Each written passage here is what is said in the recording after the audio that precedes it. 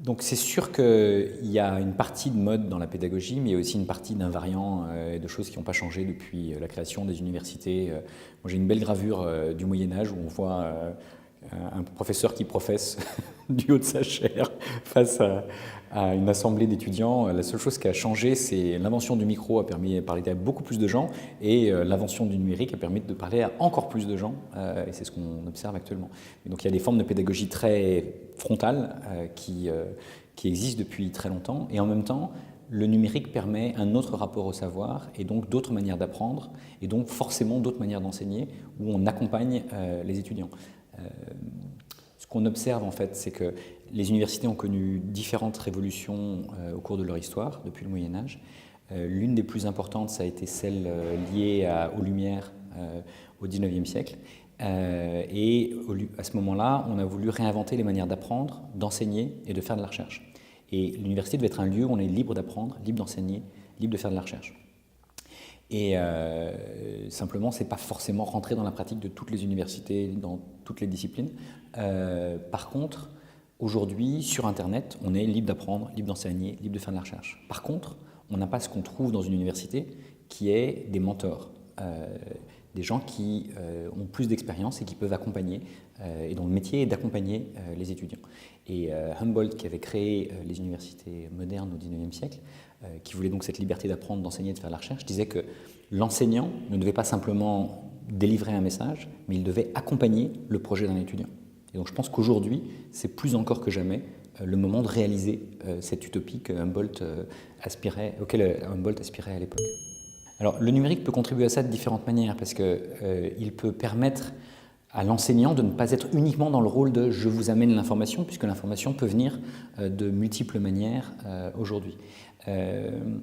Donc ça peut libérer du temps de l'enseignant et lui permettre d'accompagner le questionnement de ses étudiants. Et depuis Socrate et les Grecs, au temple de Delphes, on sait que l'un des buts, c'est « connais-toi toi-même ». Donc comment est-ce qu'on aide les étudiants à mieux se connaître eux-mêmes, à savoir ce qui les intéresse, ce qui les motive, ce sur quoi ils veulent s'engager, quels sont le type de métiers auxquels ils aspirent par la suite. Ça, c'est quelque chose que les enseignants n'ont pas le temps de faire aujourd'hui.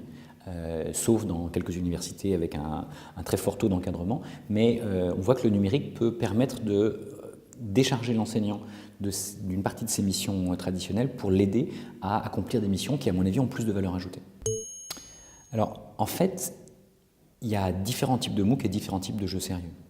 Et donc c'est intéressant, on peut très bien avoir un MOOC qui est complètement vertical et qui reste complètement dans une pédagogie classique.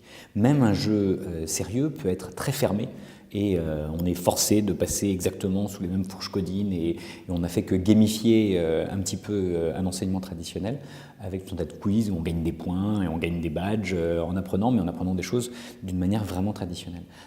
Par contre, on peut imaginer des jeux qui soient des jeux ouverts et des MOOC qui soient des MOOC ouverts. Et des pédagogies qui soient des pédagogies ouvertes dans lesquelles les étudiants sont des acteurs de la connaissance et pas simplement des consommateurs. Ils peuvent être des acteurs et même des auteurs de la connaissance. Donc par exemple, sur un MOOC, si on prend cet exemple-là, on peut inviter les étudiants à résoudre des défis. Et la résolution de ces défis peut faire partie de l'enseignement de la génération suivante. Et si on fait ça, on va avoir d'une part un MOOC dont la qualité va s'améliorer en permanence, d'autre part, des étudiants qui vont être impliqués dans des choses qui vont les motiver parce qu'on va leur donner des défis domaine par domaine qui correspondent à des choses pertinentes à faire. Si par exemple on fait un MOOC de statistiques, on peut faire des statistiques sur des jeux de données qui ont été étudiés encore et encore et encore, ou on peut faire des statistiques sur des open data complètement ouvertes sur lesquelles les étudiants vont être éventuellement les premiers à analyser certaines données de manière originale et vont contribuer à produire quelque chose qui permettra d'améliorer ces données puisqu'elles seront tout d'un coup annotées et on sera passé de la donnée à de l'information, voire à de la connaissance grâce à l'action des étudiants qui auront appris quelque chose et qui auront co-construit quelque chose sous le regard bienveillant des enseignants responsables du MOOC. Donc, ce qui a été montré en fait, c'est que le numérique ne remplace pas efficacement en tout cas la présence de l'enseignant. Par contre, s'il s'ajoute à la présence de l'enseignant et qu'il la complète, alors il y a une vraie valeur ajoutée pour les étudiants. Donc ça a été montré, c'est l'une des raisons pour lesquelles les universités peuvent vouloir les développer. Par contre, il peut aussi y avoir pour un assez faible nombre d'étudiants qui s'inscrivent. Aujourd'hui, il y a jusqu'à 100 000 étudiants qui s'inscrivent sur un MOOC, mais il n'y en a que 5 à 15% qui finissent le MOOC et qui ont vraiment appris quelque chose. Donc on voit bien qu'il y a un décalage, mais si c'est une valeur ajoutée, c'est-à-dire qu'on sert d'abord ses propres étudiants et on offre à tous les autres, ne serait-ce que 5 ou 15% de 100 000 ou de 10 000, c'est un nombre qui est souvent supérieur au nombre d'étudiants qu'on peut avoir dans son amphi. Donc on peut à la fois offrir quelque chose aux étudiants dont on a la responsabilité en direct, en leur améliorant la pédagogie, puisqu'ils vont pouvoir le regarder, ce MOOC, plusieurs fois s'ils en ont besoin, ils peuvent le regarder au moment où ça leur convient, s'ils ont tout un tas de contraintes personnelles, familiales ou professionnelles. Donc on améliore le service rendu, mais en même temps, on l'ouvre à beaucoup de gens. Donc je pense qu'il faut penser différents types de publics. Encore une fois, ceux qui sont inscrits en direct à l'université, à mon avis, le MOOC vient compléter ce que l'université peut leur apporter. Et donc il faut que l'université réfléchisse à quelles sont les autres missions d'accompagnement qu'elle peut réaliser. Et puis par ailleurs, la version numérique, elle est offerte au monde entier. Et donc on crée des biens publics mondiaux gratuits qui permettent à tous ceux qui sont capables de les suivre, ce qui est une petite fraction, de les suivre. Et il faut aussi réfléchir à comment est-ce qu'on fait pour améliorer la capacité de gens qui n'ont pas forcément un niveau universitaire à suivre un MOOC. Et donc là, il y a un vrai défi parce que pour l'instant, il y a des taux d'échec très importants, en partie parce que les prérequis ne sont pas là. Donc il faut éventuellement réfléchir à faire des MOOC de niveau lycéen, par exemple, ou encore plus jeune, pour accompagner tout public, y compris les lycéens, qui cherchent à s'orienter. Si un lycéen veut s'orienter et qu'il hésite entre psychologie, droit, informatique, médecine, sociologie, qui sont quand même des grands bastions des universités, eh bien, il n'a aucune information dans son lycée sur ces disciplines-là. Et s'il n'a pas un oncle, une tante, un papa, une maman qui ont fait des études dans ces différents domaines, il n'a juste aucune information. Et donc, je pense que si on veut diminuer les échecs à l'université, qui sont en partie des échecs d'orientation, on peut offrir des initiations à ces différents domaines dès le lycée pour favoriser l'orientation des lycéens. Et on peut éventuellement offrir aux lycéens qui réussiraient ces MOOC d'initiation avec brio, on peut leur dire mais en fait on vous accueille à l'université que vous ayez ou que vous n'ayez pas le bac. Parce qu'il y a tout un tas de gens qui n'ont pas le bac et qui peuvent avoir envie de prendre des études universitaires. Aujourd'hui, il y a des passerelles possibles. Les MOOC peuvent faire partie de ces passerelles demain. Alors, c'est une bonne question. Je pense que si on veut accompagner les enseignants, en fait, il faut partir des enseignants les plus motivés.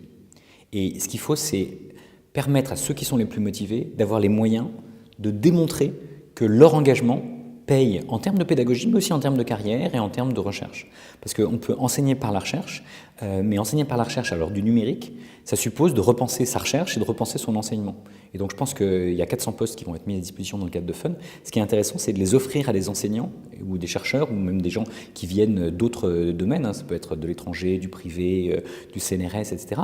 Une partie de ces postes peuvent permettre de rassembler des énergies sur différents thèmes, dans éventuellement différents campus. On crée des lieux fun dans lesquels on invite les acteurs qui ont tous envie d'avancer, à travailler ensemble et à démontrer quelque chose qui peut ensuite donner envie à d'autres de les rejoindre pour créer un effet d'entraînement. Mais on ne peut certainement pas imposer d'en haut un mode unique qui serait plus fun. Ça n'aurait juste aucun sens.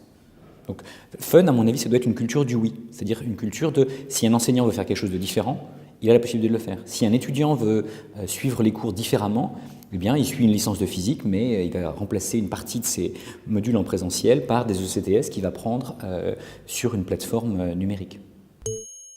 Je veux dire, le système européen en général prévoit que les ECTS, c'est des systèmes de transfert de cours qu'on a suivis. Donc si on peut échanger des cours entre deux universités européennes, on peut échanger des cours entre deux universités européennes numériques ou deux universités françaises numériques. Il ne devrait pas y avoir de difficultés outre mesure. C'est juste une adaptation à l'heure du numérique de choses qui ont été prévues depuis Bologne et la mise en place du LMD. Moi, j'ai été formé comme physicien, donc la notion de révolution pour les physiciens, ça tourne en rond. D'accord ? Et en tant que biologiste de l'évolution que je suis devenu depuis, l'évolution, c'est quelque chose où il y a d'abord des petites niches qui s'ouvrent et puis progressivement, on travaille dessus et on les fait évoluer. Et donc, si on veut repenser les universités, il faut se demander en fait quelle est leur place historique et quelles sont leurs missions depuis toujours et en quoi est-ce qu'elles peuvent accompagner les changements à l'intérieur des universités, mais aussi dans la société. Donc là, je pense qu'il y a une mission vraiment intéressante des universités. Et j'ai un ami qui est un conseiller de Tony Blair, qui a travaillé sur l'intelligence individuelle et l'intelligence collective. Et il dit l'intelligence individuelle, c'est à 3 formes. La première forme, c'est la capacité à résoudre des problèmes. C'est typiquement ce à quoi on est formé très souvent. Le niveau 2, c'est la capacité à résoudre des problèmes que personne n'avait résolus avant soi. Donc ça, c'est déjà une activité, typiquement une activité de chercheur, qui est réservée à un petit nombre. Le 3e niveau, c'est la capacité à poser soi-même les problèmes et à définir de nouvelles modalités de résolution de problèmes. Donc on voit bien que tout le monde n'est pas invité nécessairement à faire ces 3-là, mais on voit bien pourquoi c'est de plus en plus important de faire ça, parce que les machines peuvent par exemple de plus en plus facilement faire au moins le niveau 1, voire dans certains cas le niveau 2. Elles ne sont pas du tout par contre au niveau 3. Et puis il dit, voilà, cette intelligence individuelle existe, mais il y a aussi l'intelligence collective. Et elle est en miroir, donc il y a 3 niveaux d'intelligence individuelle et 3 niveaux d'intelligence collective. Et on peut dire que les universités, les départements, chaque discipline a pour mission de résoudre des problèmes d'un certain type. Et généralement, les disciplines sont bien organisées, elles font ça très bien. Parfois, on a besoin de créer des lieux interdisciplinaires pour résoudre des problèmes que les disciplines seules ne savent pas résoudre. Donc on a besoin, pour innover dans la résolution de problèmes, de créer des départements interdisciplinaires ou des lieux interdisciplinaires, des formations interdisciplinaires.